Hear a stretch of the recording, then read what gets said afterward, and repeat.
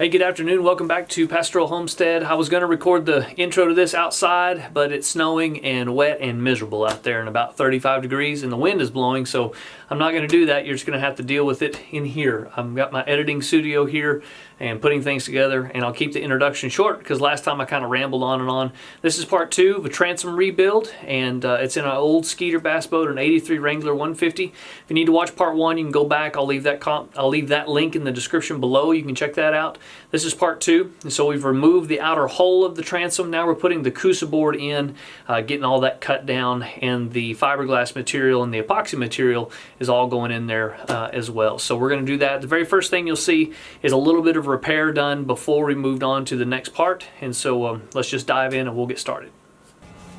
And this hole was made because it was a weak spot in the fiberglass, is that right? Yeah, you can see the other hole, and it's a little bit compromised. Yeah.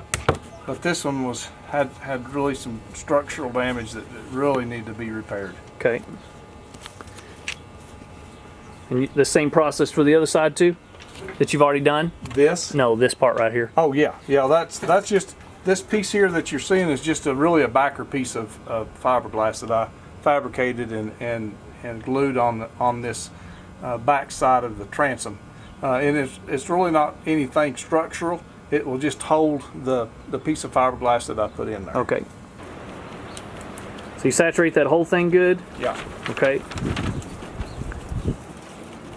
You'll press it until it becomes translucent. And I hope this is enough. It's a one pump mixture, what is all we have here, and it looks like it's going to be enough. So you got a 105 resin and a 205 hardener? 205 hardener, yeah, that's the fast hardener. They have one that is slower, and if it gets above 75 or 80, you can use the slow hardener because it does slow things down. But our temperature here right now, we're just going to use this fast hardener. Okay. We can get it. Won't take long to put all this together. And all this needs to be done above 70 degrees? Above 60 is for the fast hardener. Okay.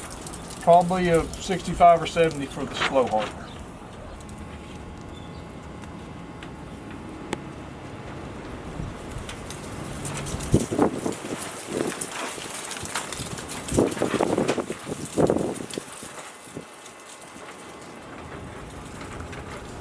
Make sure all the air bubbles are gone. And how long will that take to set? It'll take about 4 or 5 hours. Okay. Maybe not quite that long at this temperature. So from here it's pretty kind of a straightforward process. You got the transom in the back and we got all those little repair things done, and we strengthened that one little spot.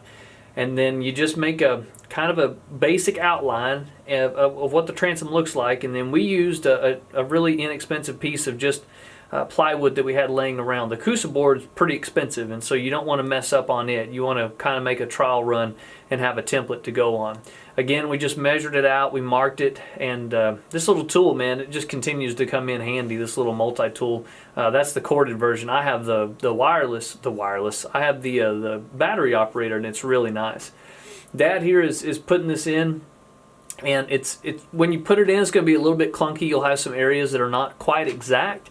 And so he's just marking where those are and where they fall, and then we'll go back and we'll trim those up and then make sure that they're right before we transfer that particular template to the Coosa board. So you'll need something white to mark on the Coosa board with. Nothing else really shows up, so just make sure you got some chalk or something like that to do your outline with. The thinner the better, so you can get an exact measurement. We cut it using a variety of different things. That little multi-tool saw, also a jigsaw, seemed to work the best. This is a real cheap Black & Decker jigsaw, so nothing expensive or special. And we did find that the blade dulls very quickly once you get started cutting. So you need to have a couple of blades on hand ready to go. Again, right here you can see how it's not an exact fit, and you'll need to go back and correct that.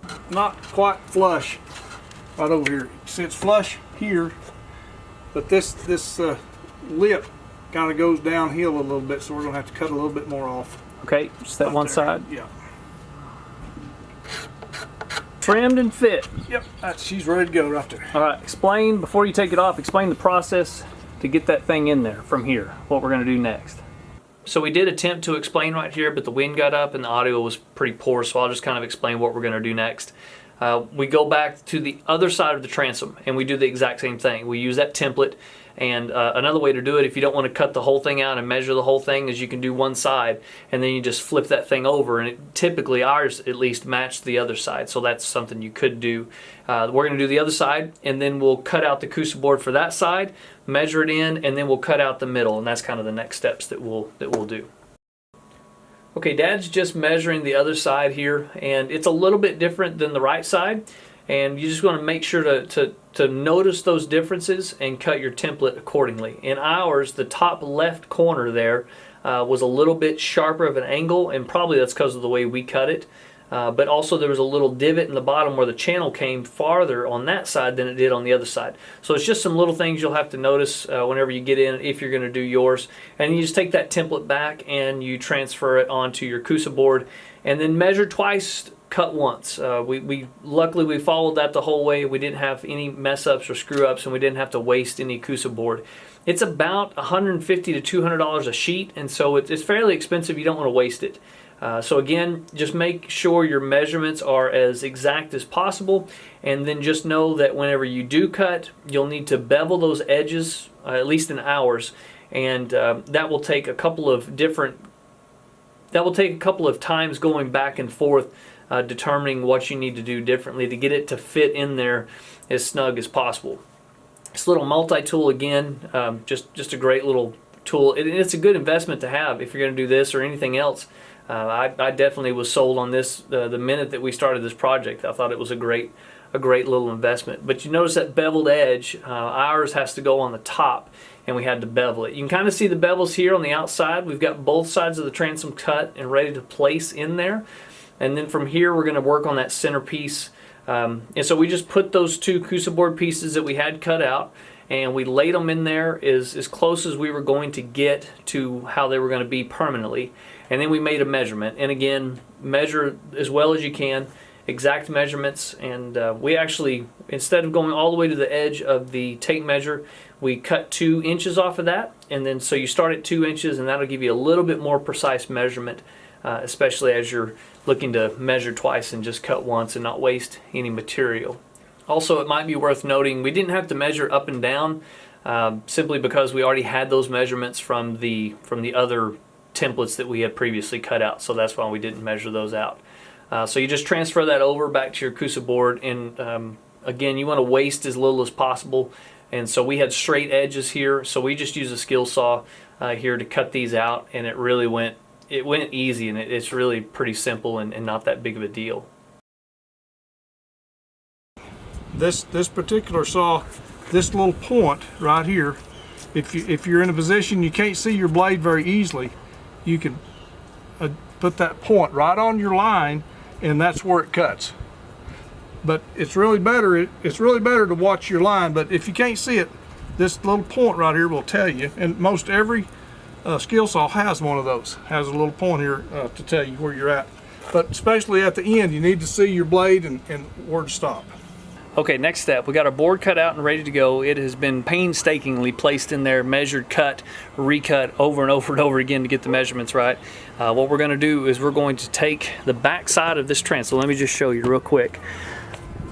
Back side of this transom, and we're going to put epoxy in here, and we're going to place that board onto the transom, epoxy it in, clamp it, and then that'll give us a template for the next step, which will be part 3.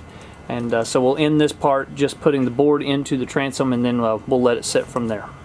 Alright, so we're about to apply our epoxy mixture to the back of the transom. You got 3 pumps of the regular epoxy, and then the hardener, 3 pumps as well. 3 of each. We're going to try that. I hope that'll get that wet on the back, and then we'll mix another batch with the West System 406 Colloidal, and that will thicken it to where it will all the gaps will be filled. So the purpose of the thickener is to fill the gaps in. Yes, and also when you're working on a vertical surface, you want it to be thickened so it doesn't sag. Okay. We'll try to get this to about a peanut butter consistency when we put our thickener on it, so it won't sag, won't run. Fill in all the gaps. Okay, it's about 82 degrees, and maybe I should have used the slow hardener, but the fast is what I have most of right now to finish this job. So I think we'll have plenty of time. I think we'll have time to do all that. Any tips or tricks here? Nope, just swap it on there. Get it on there the best you can, and a good coating. And then you let this dry? No, we don't have to let it dry. We'll let it get tacky. Okay. And then what goes on after this? Then we'll put the thickened epoxy on top of this, so all the little cracks and crevices will be filled with it. This is just kind of prep your fiberglass for your thickened epoxy. So the fiberglass systems we're using is all the West systems, and they come with numbers. This thickener that we use is the 406. It's a silica that you place in the epoxy, and then you just kind of have to painstakingly get it all mixed together. And it takes a little bit, and it's not the most enjoyable thing to work with. It's very, very fine and will fly off, and if you got any kind of breeze or anything, it goes everywhere. So just know that going into it. And then you just paste it on, and we found that we would kind of slather it on one spot, and then you thin it out over the area of your transom there, or whatever it is that you're working on. We didn't quite have enough that first time, so we went back. These pump systems come with the West fiberglass resin whenever you order it, and then you just put it on the appropriate can, whether it's the actual resin or the hardener, and then you pump it the same amount of times, and it's the right measurement, and it really makes things nice. I'll leave a link in the description so you guys can source that and find it. And then whenever you, especially in the corners, make sure that you get that paste that you've made with the silica additive. Get it all the way in there. We just kind of blabbed it in there, and then you bring it out with your putty knife or your piece of plastic or whatever it happens to be. And you want to make sure that all those little nooks and crannies are filled up, are taken care of, and there's no spot on the back of that transom that doesn't have some of the epoxy resin in place. That's the most important part. So if you're using a putty knife or just a blade like this, we found that plastic's the best. It also cleans up real nice, which is just an added bonus. And so here you place your pieces in. It's very self-explanatory at this point. You just place your pieces in, and then you clamp it together. And we use some clamps on the top, and then we cut out some special use little wedges that go in on the sides, and everything just holds together. And then we tarped it overnight, and we put a little bit of heat in there, and it was just fine, and it is solid as a rock the next day. So I think this would be a pretty good spot to end the video number 2. Again, if you have any questions at all, just leave me some comments. I'd be happy to answer them. I know the video isn't shot in this great kind of cinematic explanation video, but this is what I have, and hopefully it gives some of you guys some sort of information on what you can do going forward. Once you get in here and start doing this stuff, it's really not that big of a deal. Like I said, we did all of this, including parts 3 and 4, the gel coat and all of that at the end. We did it for about $500, and then here's the final result. And that's what it looks like as we go into the setting phase. We just left that for a couple of days tarped and with a heater on it, and it really turned out well. Thank you guys for putting up with a how-to video that maybe is not the same as everybody else does, and it's definitely not as wonderfully produced as maybe say Wrangler Star or something like that. But with just me and Dad working and not having the time to edit shots and making sure I was explaining things the day of and as we were doing it, this is about the best that I can do. So just kind of bear with me. Part 3 will be the next step, and that is just putting the next piece of Kusa board on top, and we'll kind of show you what to do there, and then also a couple of tricks on how to strengthen that part of the transom. And then from there, we'll put another thing of fiberglass, and then you add the final gel coat on top of the external pieces, and that'll be probably part 4. I think I'll do a whole nother video for that. So that's the plan.